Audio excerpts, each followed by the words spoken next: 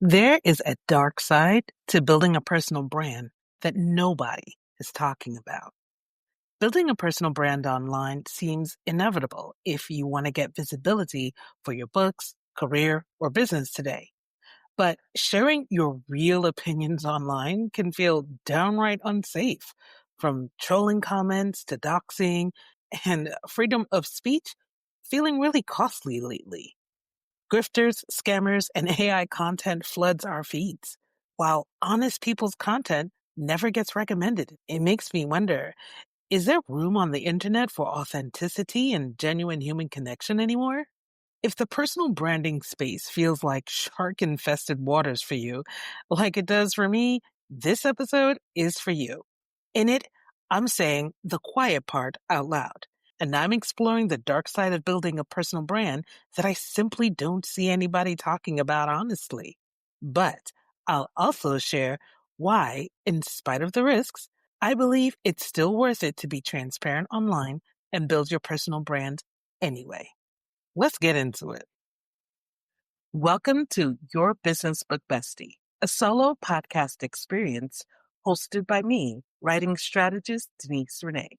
I help Gen X and millennial professionals write books that make their career, business, or thought leadership brand visible.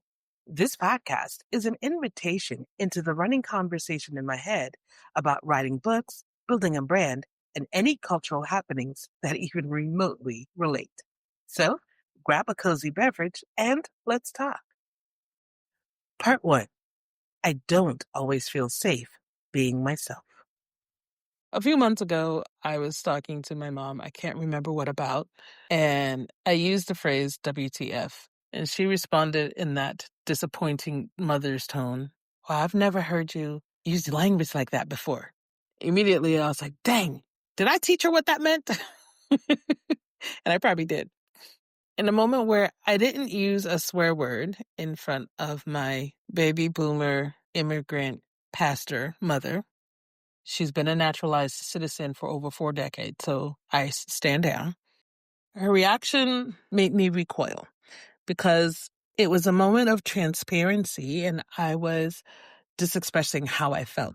Instead of my feelings being affirmed, I felt like I was being shamed for how I was expressing myself. Mind you, I didn't say the F word to my mom because even at 51, I know better. But sometimes, and while I don't cuss like a sailor, sometimes a cuss word is appropriate. Sometimes it's appropriate in context. Like, that's how I felt. That's how I felt. I don't like disappointing my mom. I'm not seeking to be disrespectful either. But I feel like I should be able to be honest. And it should be a safe space to be honest. The gag is, though, that while she said she's never heard me use that type of language or framed to use that type of language, there was a period in my life where I did cuss like a sailor. I learned it in the Catholic school she was busting her behind to send me to. Between 6th and 9th grade, I was a cussing fiend. Just because that's just what kids do, right? You're getting older and you're just trying to feel older. And when we get around us, we cuss like sailors. I knew better, of course. I never cursed at him.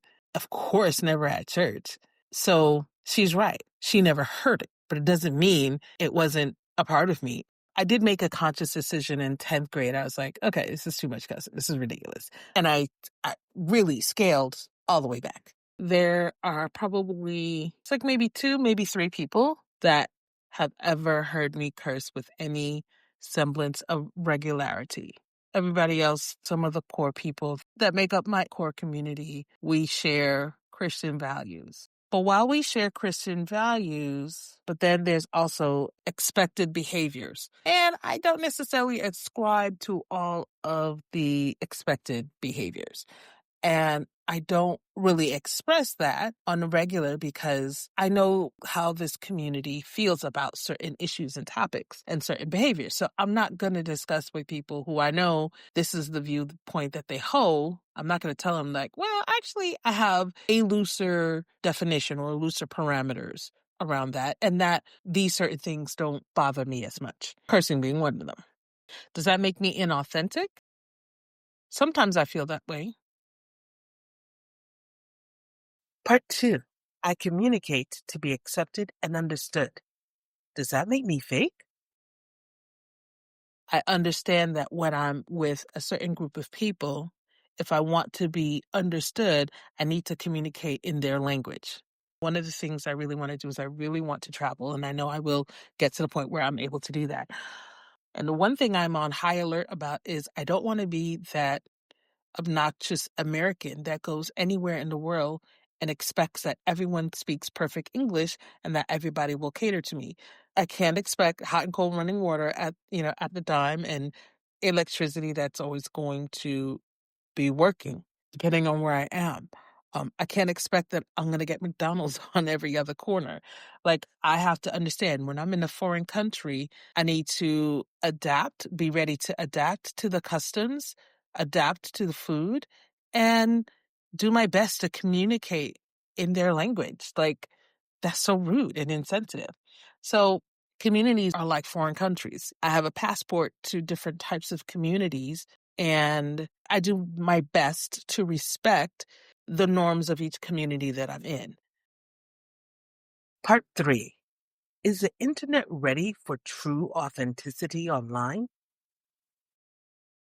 Now I am looking to build my own community that's native to me. One where I don't want to have to feel like I should hide any part of myself or censor the way I speak or the way I express something, because I know how to communicate in a way that's respectful to others, but authentic to me. It's like being home by myself and feeling free to walk around with my bra off. Like, that's what it should feel like.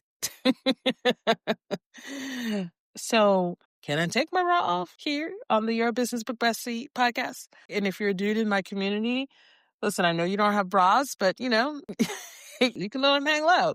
All right, take your drawers off. You can wear boxers. You don't have to wear briefs, or you can go commando. Like, that's fine. Of course, I'm being silly, but the intent of what I'm communicating is I want everybody to feel free to be themselves. Right? And I want to create a space where you don't feel attacked for what you say and how you say what you say. It's not about being reckless, but we want to be self-aware, but we also want to be honest. And I feel like when I look at the majority of the internet and the people that are popular and the things that go viral, it's like we have lost a sense of nuance. We don't know how to have nuanced conversations anymore. And the algorithms, they're very annoying because as soon as you watch one type of content, it thinks like that's all you want to see. And with algorithms behaving that way, it just means that creating community in spaces outside of algorithms becomes so much more important. Like, you have to really be intentional to be in a space and come to a place, whether virtually or in real life, to be around the people that you want to be around. And I'm looking to create something here. Part four, the cost of being transparent online.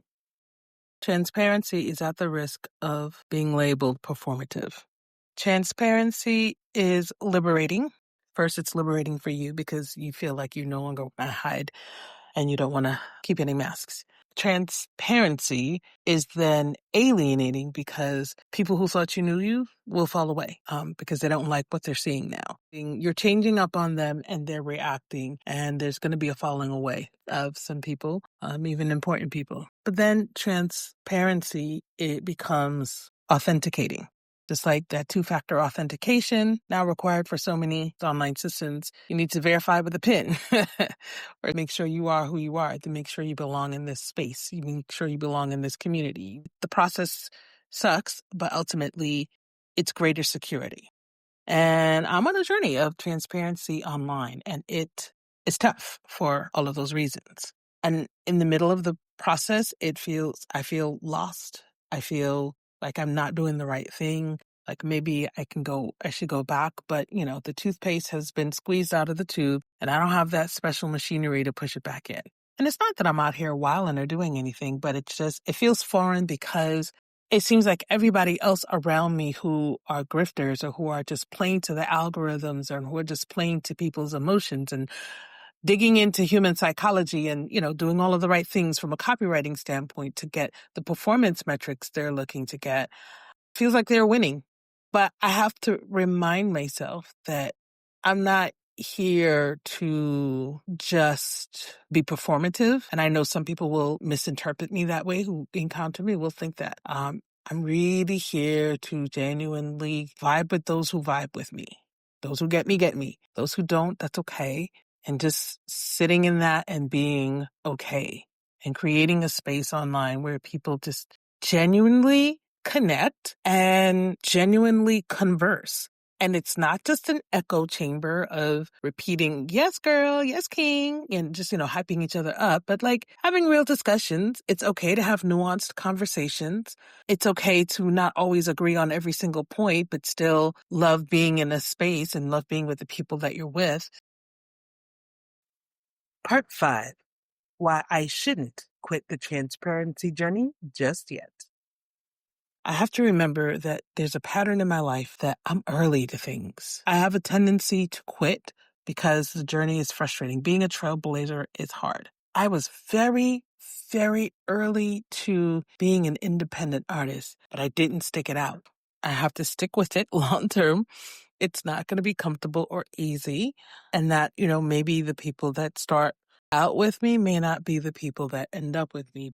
And it seems like if I were to put on a particular facade and make things look a certain way, and I mean, look, with advances in AI, I could take a couple of green screen photos and put myself into a lavish looking background, and I could literally make it look like I'm globetrotting the world. And people would probably eat that up, but I feel like I don't want to do that, right? I don't want to put out content just because it looks good and it catches attention.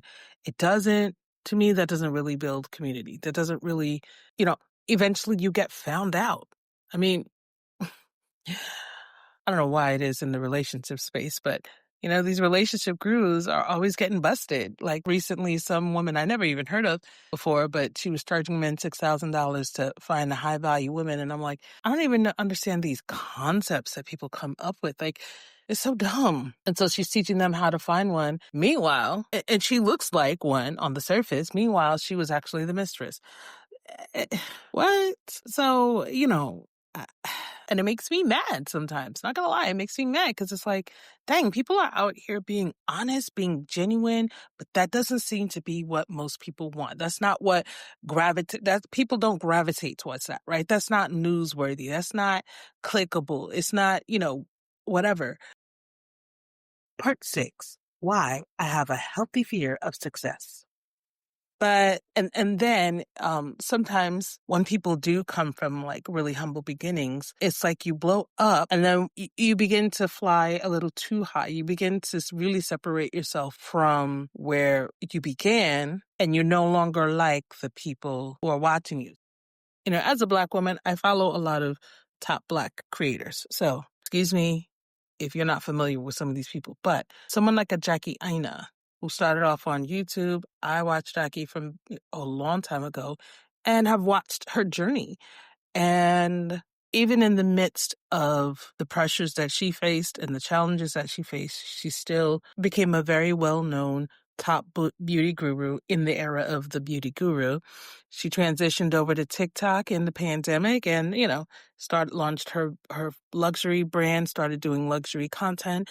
And then people started to love to hate on her and start to pick apart everything about her life. And it's like, well, you helped this woman. You've watched her grow. You've watched her, change her life. And it's not her fault that your life is not the same. Like, I don't understand the hate. Same thing is something similar is happening with Tabitha Brown. Very relatable. And her trajectory has been meteoric and she's been everywhere. She has smartly leveraged her brand, her image, her likeness, her personality into a business. And I'm not mad at that woman at all. However, now she's very separate from where she started and from where most people are who continue to watch her and buy her products. And then when she says something that is off, it's like people want to crucify her and tear her down. And I think that's really sad when I see that trajectory, and not that I'm looking to become a multimillionaire, multi-billionaire, but just the economics of making money is six figures is nothing. Like $100,000 does nothing for you right now. If you want to outpace inflation and just have choices in your life, you have to at least be a millionaire, at least. So it's a goal of mine, not so much because I just want to have money. I just don't want to be on the struggle bus. Like, is that wrong? Don't want to be on the struggle bus. And it's not wrong it's not wrong, but I don't want to get the hate for it, right? I have no idea where this journey is going to take me. The only thing that I can control in the journey, I can't control how people will perceive me. I can't control how much I'm going to earn. I cannot control any of that. I cannot control that some people will see me as aspirational. Some will feel like I'm a colleague. Others will feel like I'm an enemy. I can't control other people's perception, but the one thing that I can control on this journey is me being my authentic self. And if I know that I'm being authentic, I'm being honest, I'm being upfront, as uncomfortable as it is, that's the only thing I can promise, and that's the only thing I can adhere to. And if that resonates with you, and again, I really am looking for community. Really looking for community in my local city, across the United States, across the world. Yeah, I really see in the next couple of years a lot of travel for me. And I hope that my message reaches other places and spaces so that when I go, I have people to meet up with and say hello and hug and shake hands in person and things like that. So tell me, like, what do you look for in content creators? Do you expect them to be like you? Are you just looking for them to entertain you? And what do you look for in community? This is like a temperature check. I'd love to do this as a temperature check, and I really would love to get your feedback. If you're comfortable, please leave public comments. If you're not comfortable sharing your thoughts out loud, DM me on LinkedIn or DM me on Substack. And if you want to have like a face-to-face conversation via Zoom, again, DM me and I'll send you my Calendly link. I really want to talk about this. So please, please, please, please, let me know your thoughts.